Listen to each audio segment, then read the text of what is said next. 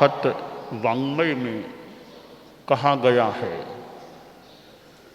जहाय तिल्नि वणिया मूलम घेतूण निगया, एगोत्थ लहई लाहम एगो मूलेन आगो, एगो मूलम पिहारिता आगओ तत्थवाणियो, व्यवहारे उपमा ऐसा एवं धम्मे बयान है। आगम वाङ्मय एक उच्च कोटि का साहित्य हमारे लिए है। साहित्य तो और भी है, साहित्य ज्ञानवर्धक भी होता है। सुंदर कथन है, अंधकार है वहाँ जहाँ आदित्य नहीं है, मुर्दा है वह देश जहाँ साहित्य नहीं है। ज्ञान के बिना अंधकार हो जाता है और ज्ञान का माध्यम साहित्य बनता है। कुछ भी आदमी पढ़े, पढ़ने से ज्ञान प्राप्ति हो सकती है और ज्ञान अपने आप में शुद्ध तत्व है, पवित्र है। बाद में ज्ञान का उपयोग आदमी क्या करता है, वो अशुद्ध भी हो सकता है और शुद्ध भी हो सकता है।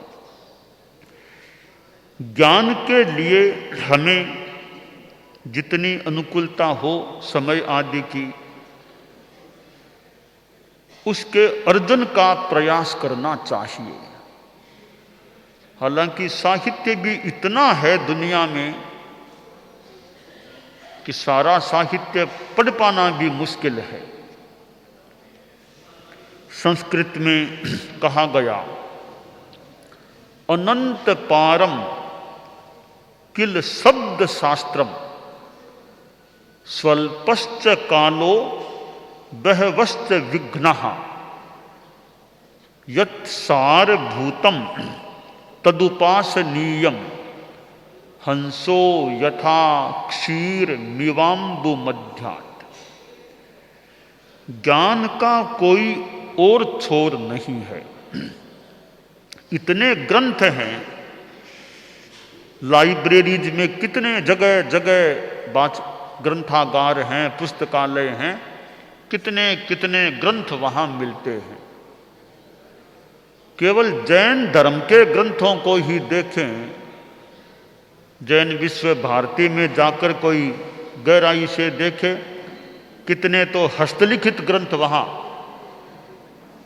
सुरक्षित हैं।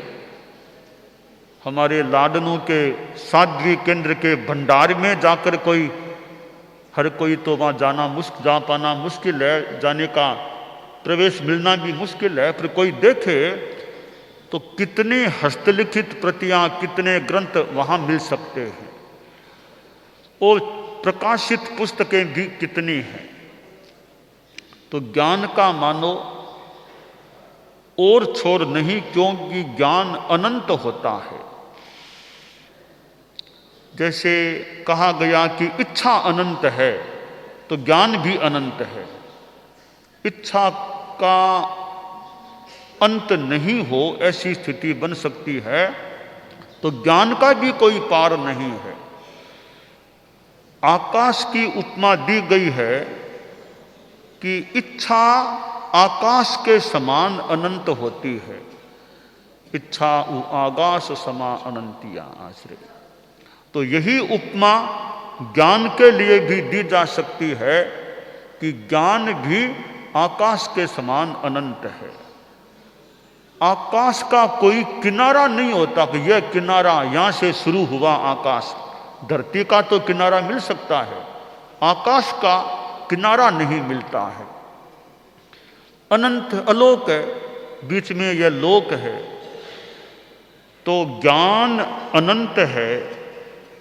केवल ज्ञान में कितना ज्ञान, अनंत ज्ञान है, खैर वो तो हमारे लिए अभी इच्छा भले कर लें, इस जन्म में हमें मिलना असंभव ही या असंभव तुल्य ही मान लें। अब जो मतिश्रुत ज्ञान है, फिर अवधि ज्ञान, अतीन्द्रिय ज्ञान भी किसी को हो जाए तो हो जाए। जैसे आचार्य भिक्षु के लिए कहा जाता है, संभावना, अनुमान, अवधि ज्ञान उनको हुआ, हो सकता है। उन्होंने कहा था संत आ रहे हैं, साधु आ रहे हैं, सामने जाओ।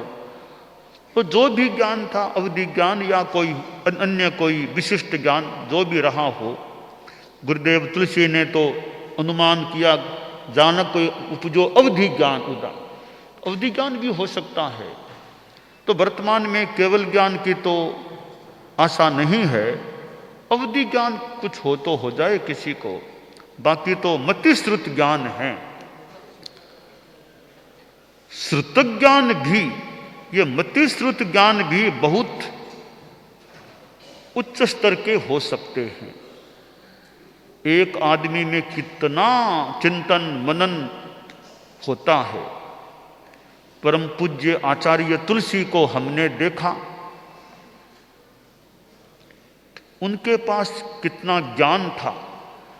उन्होंने कितने हजारों गाथा प्रमाण ज्ञान कंठस्थ किया था।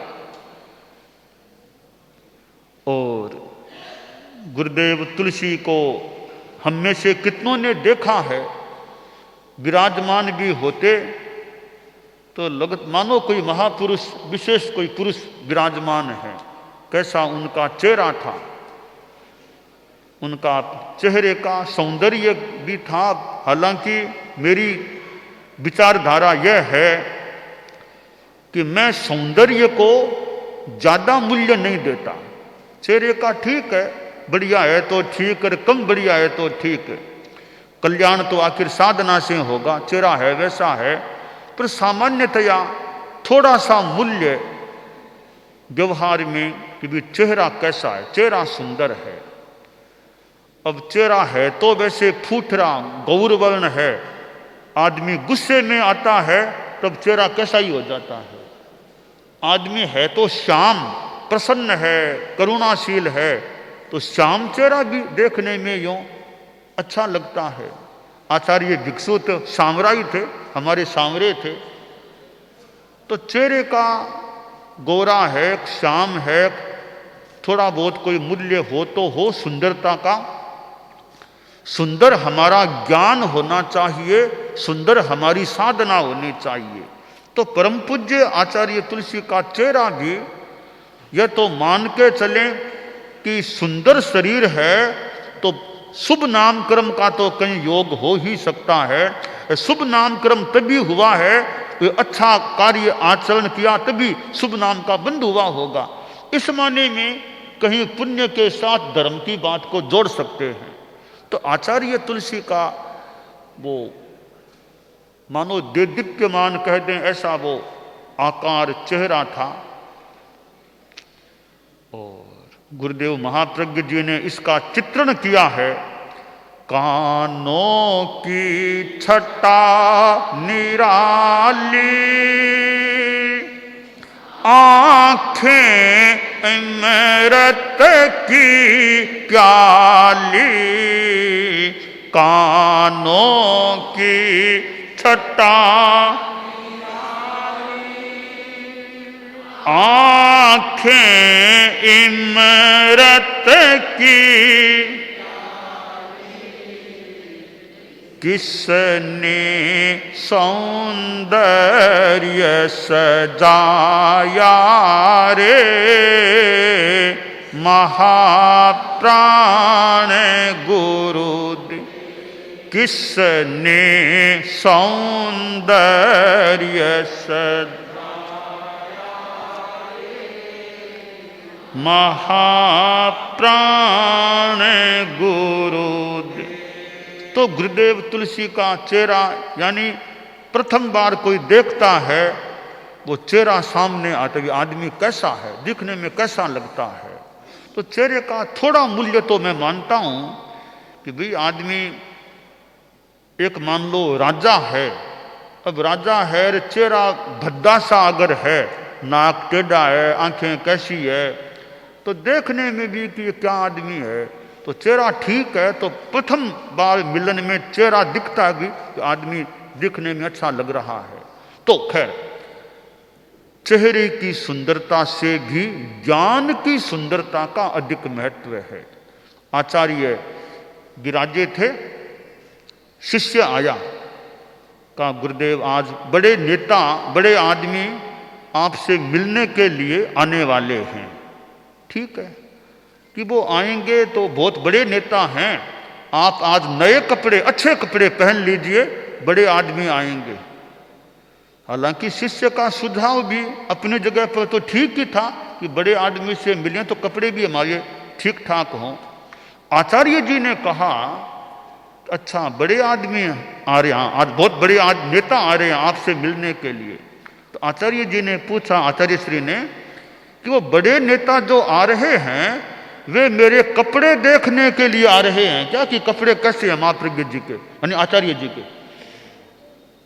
तो वो मेरा ज्ञान देखने के लिए आ रहे हैं, कपड़े देखने के लिए। तो कपड़े हैं वैसे हैं, मूल तो ज्ञान अच्छा होना चाहिए।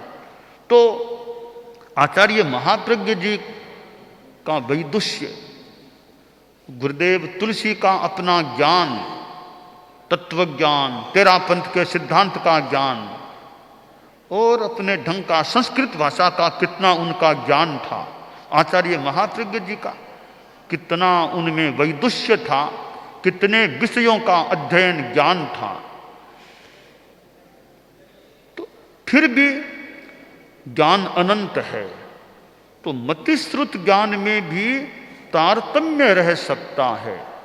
एक आदमी को 2 श्लोक भी एक दिन में याद नहीं हो, एक आदमी एक दिन में 50-60 श्लोक याद कर सकता है। समझ शक्ति किसी की अच्छी, किसी की कम। तो ज्ञान को हम देखें, हमारा आगम साहित्य है। मैं आज सवेरे संतों के पास, यानी संतों के साथ हम बैठे थे, मेरे सामने संत थे, पश्चिम रात्रि। मैंने कहा अभी 10वें आलियम है, कितना उपयोगी आगम है हमारे लिए। कितने साधु साध्वियां तो नवदीक्षित जो होते हैं उसको याद करते हैं। आचार व्यवहार का प्रशिक्षण लेना हो, ज्ञान लेना हो, 10वें आलियम से लिया जा सकता है। हमारे साधु साध्वियां हैं, अब 10वें आलियम कंठस्थ रहे, उसका स्वाध्याय होता रहे। कोई तो ऐसे हो सकते हैं जो प्रायः रोज 10वें आलियम का स्वाध्याय कर लेते हैं, हो सकते हैं ऐसे भी। रोज न हो तो सप्ताह में 2-3 बार भी हो जाए तो बढ़िया है, अगर टाइम मिल जाए तो। उत्तरद जयनानी है, इतना उपयोगी, बढ़िया याद हो, और कंठस्थ के बाद पुनरावर्तन होता रहे। याद न हो सके या भूल गए हों तो चौपनिया पास में रहे, उसको देख देख के भी स्वाध्याय करें तो भी लाभ मिल सकता है। तो आगम तो ऐसी चीज है, 32 आगम जो हमारे हैं, हमारे साधु साध्वियां हैं कि 25, वो कई बार आते हैं दीक्षा लिए, 25 वर्ष हो गए, 50, बहुत अच्छी बात है, बहुत अच्छी बात है। 25 वर्ष आ गए तो आगम कितने पढ़े, 50 वर्ष हो रहे तो आगम कितने पढ़े, 1 बार पढ़े, 2 बार पढ़े, सारे पढ़े, थोड़े पढ़े। तो आगम पढ़ते रहें, 1 वर्ष में 1 आगम भी स्वाधीत होता रहे। मूल पाठ, अनुवाद, टिप्पण आदि पढ़ते रहें तो पढ़ते पढ़ते ज्ञान भी बढ़ता है, और आगम के स्वाध्याय से हमारे संयम के प्रयोग भी निर्मलता को प्राप्त हो सकते हैं। इसलिए आगम तो बहुत ऊंची चीज है। उसके सिवाय भी बहुत साहित्य है, जैन धर्म में भी बहुत साहित्य है, संस्कृत भाषा में देख लो, प्राकृत में देख लो, और भी साहित्य। तो जितना जैसा मौका मिले स्वाध्याय करते रहें तो ज्ञान वृद्धि और वैराग्य वृद्धि दोनों हो सकती हैं। तो साहित्य को पढ़ने का प्रयास हो, लिखने वाले लिखते भी हैं। लिखना है तो पहले पढ़ेंगे, मनन होगा तो लेखन भी अच्छा हो सकेगा। आचार्य भिक्षु का साहित्य हम देखें, कितना ज्ञान उसमें भरा हुआ है। दयाचार्य के साहित्य को देखें, कितना ज्ञान भरा हुआ है।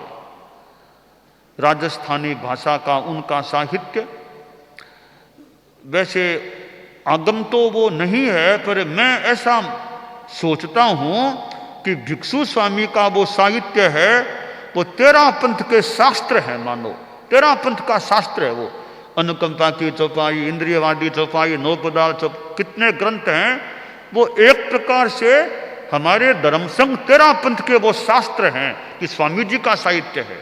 दयाचार्य का देखें साहित्य, तो स्वामी जी के ग्रंथ तो एक प्रकार से 13 पंथ के शास्त्र हैं। उस कोटि के, उस स्तर के, यानी उच्च कोटि का साहित्य है। तो खैर, साहित्य का स्वाध्याय हो, और आगमों में कितनी बातें पढ़ने को मिल जाती हैं। मैंने जो श्लोकद्वयी उच्चरित की, वो एक दृष्टांत के माध्यम से शास्त्रकार ने कोई एक संदेश मानो दिया है कि कैसे एक लड़का है सेठ का, वो जो मूल पूंजी पिता ने सौंपी उसको भी गंवा दिया।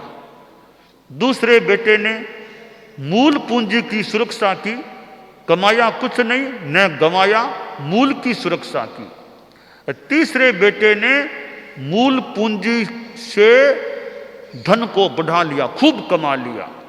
3 लड़के हैं सेठ के। अब सेठ को सामान्य रूप में देखें, सबसे प्यारा कौन सा बेटा तीनों में, इस दृष्टि से जिसने कमाई की वो ज्यादा प्यारा हो सकता है। जिसने गंवा दिया उसने तो उल्टा नुकसान कर दिया। जिसने न कमाया न गंवाया वो मध्यम श्रेणी का हो गया। तो हम भी कल्पना कर लें, हम जिनेश्वर भगवान के सारे बेटे हैं। तो एक मनुष्य है, इतना अच्छा धर्म ध्यान करता है कि मृत्यु के बाद देवगति में या कोई मोक्ष में चला जाए। एक ऐसा आदमी तो न तो विशेष धर्म करता न विशेष पाप करता, मर करके वापिस मनुष्य गति में आ गया। एक ऐसा आदमी पाप खूब करता है, मर करके नरक अथवा त्रियंच गति में पैदा होता है। तो मनुष्य जीवन को मूल पूंजी माने तो एक ने तो मूल पूंजी से बढ़ाकर मोक्ष या देवगति को पा लिया, और एक ने वापिस मनुष्य जीवन पाया, वो मूल पूंजी की सुरक्षा मानो हो गई। जो नरक या त्रियंच गति में गया उसने तो मूल पूंजी मनुष्य से भी नीचा हो गया, मूल पूंजी को भी गंवा दिया। यह श्लोकद्वयी है एक सुंदर चिंतन की, आत्मालोचन की, आत्मावलोकन की सामग्री प्रस्तुत करने वाली है। हम यह सोचें, मैं कैसा हूं, मैं कैसा हूं, कौन से बेटे के समान हूं। खैर, हम तो चारित्रात्माएं हैं, आशा करें सबसे छोटे बेटे के समान ही होंगे या होने चाहिए, जो अच्छी स्थिति को प्राप्त कर सकने की संभावना में। दुनिया में ऐसे लोग भी जो पाप कर्म करके नरक में पैदा हो जाते हैं मृत्यु के बाद, या कोई त्रियंच की योनि में चला जाता है, तो वे तो सबसे बड़े बेटे के समान हैं जिसने मूल पूंजी को खो दिया था। कई लोग वापिस मनुष्य भी बन सकते हैं, वे बीच वाले बेटे के समान है, न धर्म किया विशेष न पाप किया, वापिस मनुष्य बन गए। सम्यक दृष्टि होता है, उस अवस्था में आयुष्य बंद करता है आदमी, तो न नरक में जाएगा न त्रियंच में जाएगा, उस जीवन के बाद न वापिस मनुष्य बनेगा। देवों में भी न भवनपति न व्यंतर न ज्योतिष केवल वैमानिक देवगति में ही जाकर पैदा होगा। तो सम्यक्त्वी होने का भी बड़ा लाभ होता है।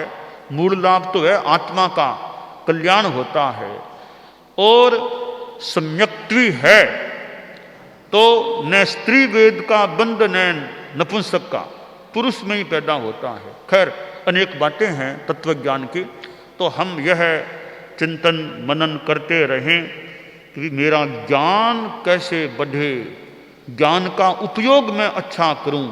साधु साधियों के पास ज्ञान है तो ज्ञान को दूसरों को देने में, साथ वालों को पढ़ाने में, बंचाने में, सिखाने में अपने ज्ञान का उपयोग करते रहें। और तत्व ज्ञान है, अध्यात्म का ज्ञान है, शास्त्रों का ज्ञान है, व्यावहारिक कल्याणकारी ज्ञान है, प्रवचन आदि में उनका अच्छा हम उपयोग करते रहें तो हमारा ज्ञान स्वयं प्रकाश हमारा भी कल्याण करे, दूसरों का भी वो कल्याण कर सके। इस प्रकार का ज्ञान हमारे द्वारा अर्जित होता रहे, यह काम्य है। दानान शिट्ठम अभयपयाणम सच्चे सुया अणवज्जं वयन्ति तवे सुया उत्तम बंभचेरम लोगुत्तमे समणे णाय पुत्ते।